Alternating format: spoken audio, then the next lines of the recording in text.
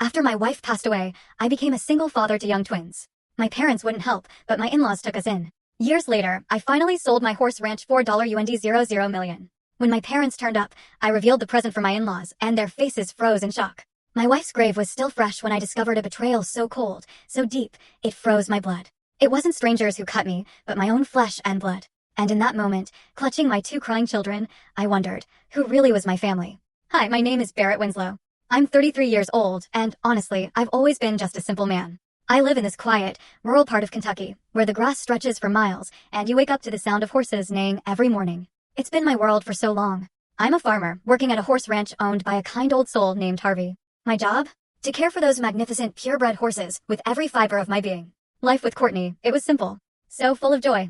We weren't wealthy, not by a long shot, but our little home was always brimming with laughter, with warm, beautiful moments. And our twins, Noah and Nora? They were everything. Our world. But then, like a sudden, brutal storm sweeping across those familiar fields, my life turned completely upside down. Courtney, my light, my anchor, she left this world. She was gone. It was an indescribable pain, a raw, gaping wound.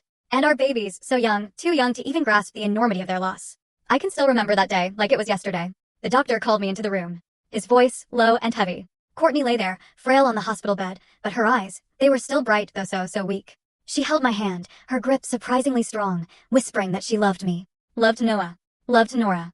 And that I had to be strong for our children. I nodded, tears streaming down my face, but inside, something just shattered. That cruel, relentless cancer had taken her from me just months after the diagnosis. So fast. I couldn't even prepare myself. Courtney passed away on a drizzly afternoon, leaving me standing silently by the hospital window, staring at a gray sky that mirrored the utter desolation in my heart. Courtney's funeral was as simple as she was. We chose a small church, out on the outskirts, the very place we'd once held hands and vowed to be together forever. Noah and Nora, only 5 years old, clung tightly to my hands, their innocent eyes not quite grasping the pain, the finality of it all.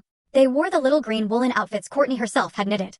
"Where's Mommy, Daddy?" Nora asked, her voice barely a whisper. "Will she come back?" All I could do was hold them close, trying desperately to hide the tears that kept welling up. In that quiet church, I felt the presence of loved ones, a gentle comfort. But I also felt something else, a cold distance I'd never forget. My in-laws, Leonard and Frances Fletcher, they arrived early that morning. They stood by my side, their shoulders trembling with grief. Frances hugged Noah and Nora tightly, tears streaming down her wrinkled cheeks. Leonard, a man of few words, just placed his hand on my shoulder, squeezing gently, as if trying to pass on his full story on the channel. Link below. Click now and watch what happened next.